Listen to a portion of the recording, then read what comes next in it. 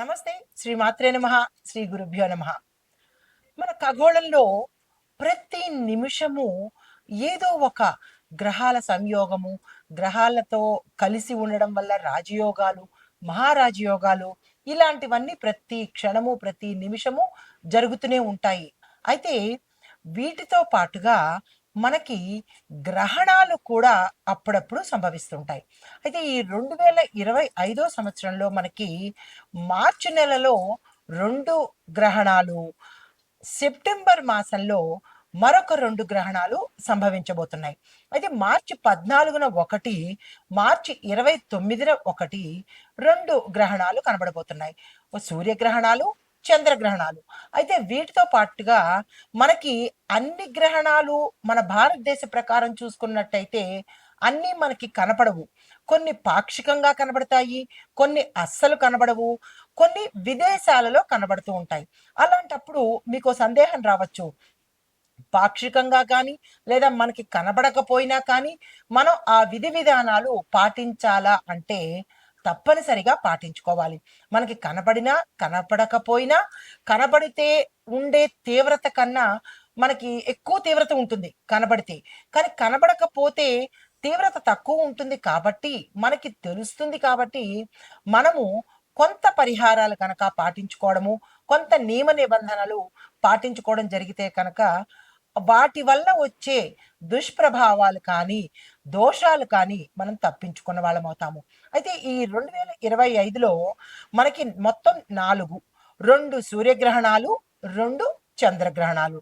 అయితే మార్చిలో కనిపించేది అంటే మార్చి 14వ తారీఖున కనిపించేది సంపూర్ణ చంద్రగ్రహణము. కానీ అది మన భారతదేశంలో కనిపించట్లేదు.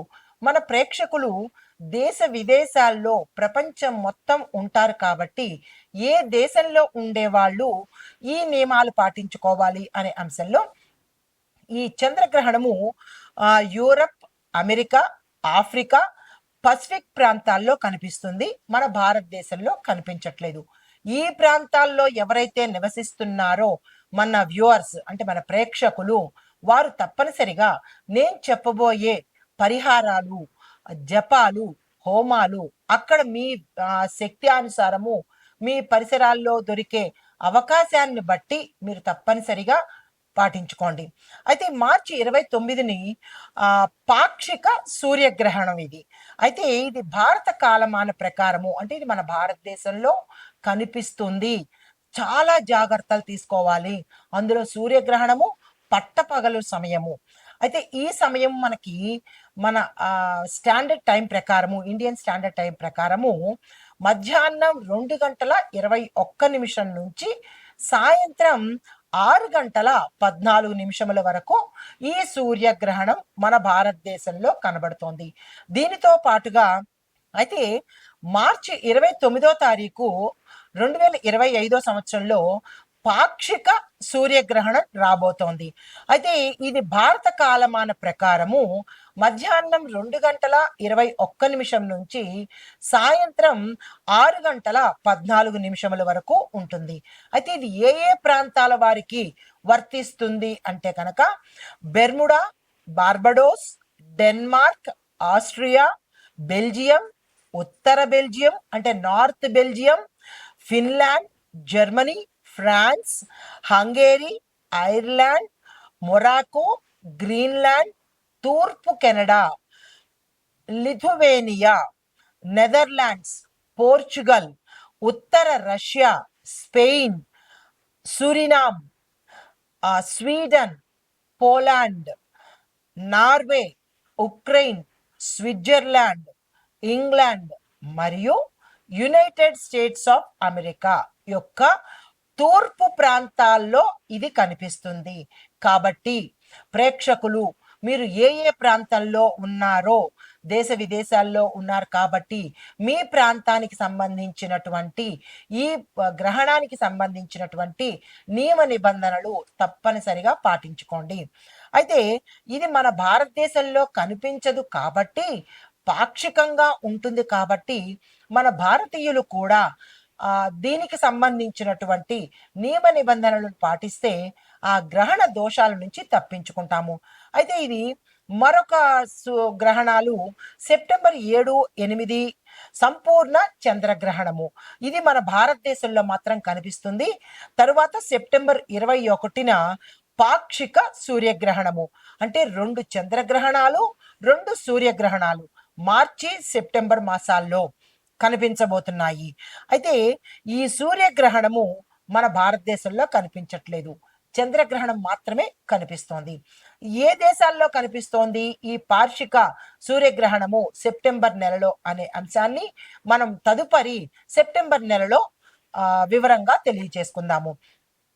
అయితే ఇప్పుడు మన భారతదేశంలోనూ మిగతా దేశాల్లోనూ మార్చి 29వ తారీఖు కనపడబోయే ఈ గ్రహణానికి సంబంధించినటువంటి సమయాలు, సూతక కాలము, పట్టు, విడుపు, నియమ నిబంధనలను వివరంగా చెప్తాను. నోట్ చేసుకోండి లేదా మరలా వినే ప్రయత్నం చేయండి. అయితే గ్రహణ ప్రారంభానికి 12 గంటలు సూతక కాలము అంటారు. గ్రహణం పట్టే సమయం మనం చెప్పుకుంటున్నాము.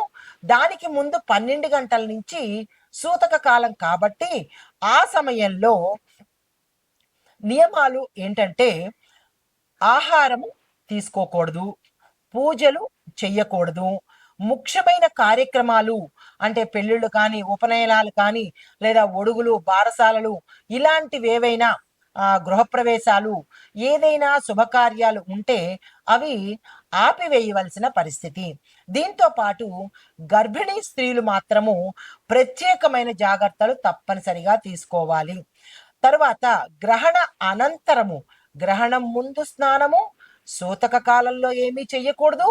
గ్రహణ అనంతరము స్నానం చేసి మనము గరికతో ఇల్లంతా శుభ్రం చేసుకుని, పసుపు నీళ్ళతో శుభ్రం చేసుకుని, ఆ తరువాత స్వామివారికి పూజా కార్యక్రమాలు చేసుకుని విధి విధానంగా మనం అన్ని కార్యక్రమాలు చేసుకోవచ్చు. అయితే గ్రహణానికి పట్టే సమయం మనకి తెలుస్తోంది కాబట్టి ప్రతి ఒక్క తినే పదార్థం మీద కానీ, ఊరగాయల మీద కానీ, మన తినుబండారాలకు సంబంధించినటువంటి అన్నిటి మీద దర్భలు కనుక వేసినట్టయితే ఆ సమయంలో ఆ ఆహార పదార్థాలకి ఏవైనా దోషాలు అంటుకుంటే అవి తిన్న మనకి ఆ దోషాలు కూడా అంటుకుంటాయి. కాబట్టి ఈ గ్రహణ సమయంలో దర్భను లేదా గరికను తీసుకొచ్చి మీ గృహాల్లో ఏవైతే తినుబండారాలు ఉంటాయో, ఎక్కడైతే మీరు తినుబండారాలు స్టోర్ చేసుకుంటున్నారో ఆ ప్రాంతాల్లో తప్పనిసరిగా దర్భను, గరికను వేసుకోండి. దర్భ అంటే ఎండుగడ్డి, గరిక అంటే పచ్చగడ్డి. దర్భ దొరకని వాళ్ళు పచ్చగడ్డి వేసుకున్నా తప్పులేదు. అయితే ఈ గ్రహణ ప్రభావము మనకి దేశ కాలమాన పరిస్థితుల మీద, ఆర్థిక వ్యవస్థ మీద, రాజకీయాల మీద, ఆరోగ్యం మీద, అన్ని రాసుల మీద, అన్ని వ్యవస్థల మీద, అన్ని రంగాల మీద ఈ ప్రభావం పడుతుంది. అంటే ప్రపంచవ్యాప్తంగా ప్రతి దానికి, ప్రతి అంశానికి ఈ గ్రహణం అనేది దాని దోషాలు ఉంటాయి. కాబట్టి తప్పనిసరిగా ఏముందిలే, సైన్స్ ప్రకారం చూసుకుంటే ఆ సూర్యుడికి చంద్రుడికి మధ్యలో భూమి వస్తుంది, లేదా సూర్యుడికి చంద్రుడికి మధ్యలో వాళ్ళు వెళ్తారు అని నాన్సెన్స్ గోన్సెన్స్ అనుకుని మీరు వదిలేసిన, లేదా ఏంట్లే సైన్స్ ముదురుతున్నా ఇంకా ఇలా పాత చింతకాయలు అనుకుని వేళాకోళం చేసిన దాని ప్రభావాలు తరువాత ప్రతి ఒక్క జ్యోతిష్కుడికి ఫోన్ చేసి అయ్యా మేము ఈ బాధలు పడుతున్నాము, అయ్యా మేము ఈ బాధలు పడుతున్నాము, ఈ ఇబ్బందులు పడుతున్నాము అని ఫోన్ చేసే పరిస్థితి నుంచి తప్పించుకుంటారు. ఎందుకంటే గ్రహాలతో జ్యోతిష్యంతోనూ అది ఆడుకునే వ్యవహారం కాదు, వెటకారం చేసే వ్యవహారం అంతకన్నా కాదు. దాని తీవ్ర పరిణామాలు మనమే అనుభవించాలి, ఎవరో అనుభవించరు. కాబట్టి తప్పనిసరిగా మరీ చెబుతున్నాను, గ్రహణ సమయాల్లో చెయ్యవలసిన పని తప్పనిసరిగా చేసుకోండి.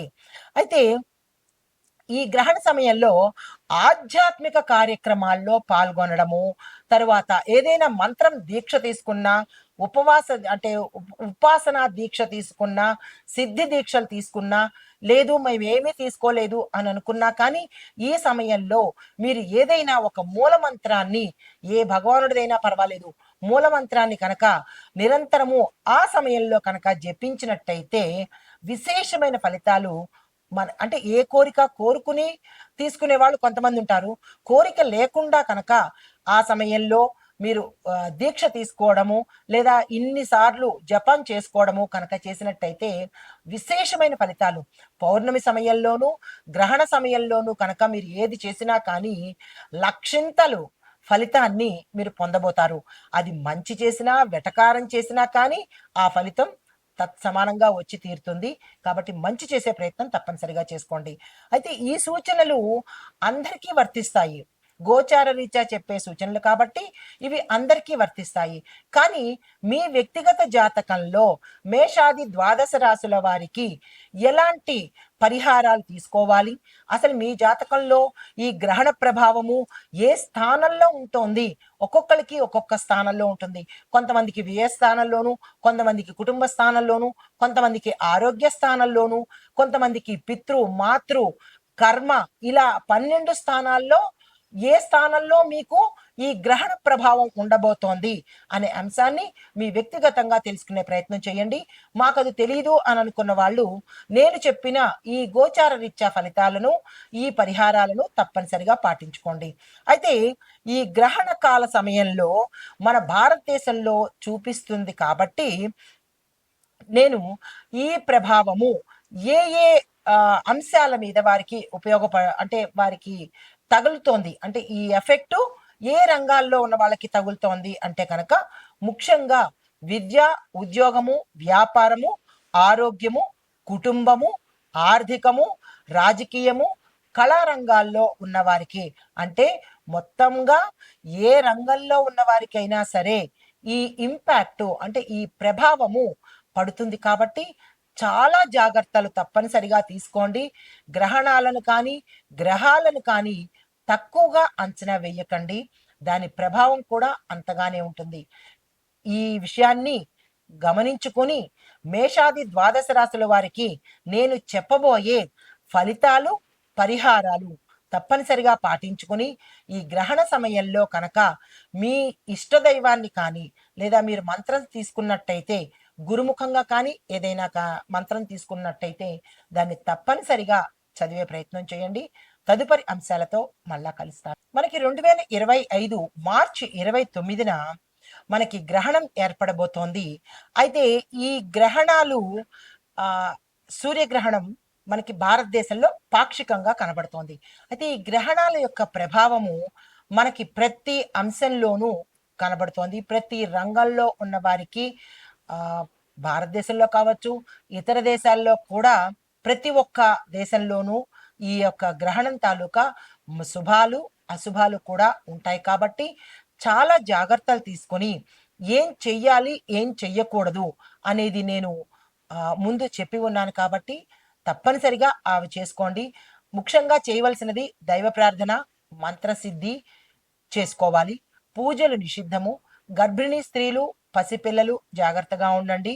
తరువాత మీ యొక్క ఆహార పదార్థాల మీద దర్భను కానీ గరికను కానీ ఉంచండి. గ్రహణానికి 12 గంటల ముందు సూతక కాలం అంటారు. ఆ సమయం నుంచి 12 గంటలు లెక్కించుకోండి. ఆ సమయం నుంచి మళ్ళా గ్రహణం విడుపు అయ్యే వరకు ఎటువంటి కార్యక్రమాలు చేయకండి. ఆహారం తీసుకోవడం కానీ, పూజలు చేసుకోవడం కానీ, శుభకార్యాలు చేసుకోవడం కానీ ఇలాంటివన్నీ నిషిద్ధము.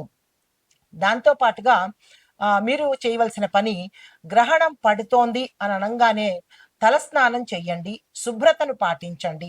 మళ్ళా గ్రహణం విడిపోయింది అనగానే మళ్ళా తలస్నానం చేసి అప్పుడు ఇల్లు శుభ్రం చేసుకొని అప్పుడు మీ యొక్క పూజా మందిరంలో దీపం వెలిగించుకొని పూజను కనుక ప్రారంభించినట్టయితే, అంటే దేవుడిని, పూజా మందిరాన్ని శుచిగా శుభ్రత చేసుకుని సంప్రోక్షణ చేసుకుని అప్పుడు మళ్ళా మీ యొక్క పూజను ప్రారంభించినట్టయితే సత్ఫలితాలు పొందే అవకాశం ఉంది. సైన్స్ పరంగా ఇది నాన్ సెన్స్ అనుకుంటే దాని తలక ఫలితాలు కూడా నాన్ సెన్స్ లాగానే ఉంటాయి. అది కూడా మనమే అనుభవించవలసి వస్తుంది. కాబట్టి గ్రహణాన్ని నిర్లక్ష్యం చెయ్యకండి. అయితే ఈ గ్రహణంలో, అంటే ఈ గ్రహణ సమయంలో మేషాది ద్వాదశ రాశుల వారికి ఎలాంటి ఫలితాలు ఉంటుంది, అది ఈ గ్రహణం అనేది ఒక్కొక్క వ్యక్తి మీద, ఒక్కొక్క రాశి మీద, ఒక్కొక్క రంగం మీద ఒకే ఫలితాలు చూపించవు. అంటే వారి వారి యొక్క జన్మ లగ్నాన్ని బట్టి, జన్మ జాతకాన్ని బట్టి, వారి యొక్క నక్షత్రాన్ని బట్టి, రాశులను బట్టి వివిధ రంగాల వారికి ఒక్కొక్క ఫలితాలు ఇస్తాయి. కానీ ఒకే ఫలితాలు మాత్రము ఇవ్వవు. అది గమనించుకోండి. తదుపరి రాశి వృషభ రాశి. ఈ వృషభ రాశి వారికి ఈ గ్రహణ ఫలితాలు ఎలా ఉంటున్నాయంటే, ఆర్థిక సమస్యలు చాలా ఎక్కువగా విపరీతంగా ఉంటాయి. తట్టుకునే ప్రయత్నం చేయండి. విద్యార్థులకు వారికి కొంచెం జ్ఞాపక శక్తి తగ్గడము, లేదా అంటే అనుకున్న ఫలితాలు రాకపోవడము, ఫెయిల్ అవ్వడము, లేదా అంటే వ్యతిరేక ఫలితాలు, వ్యతిరేక వర్తమానాలు అందుకునే అవకాశం కనబడుతోంది.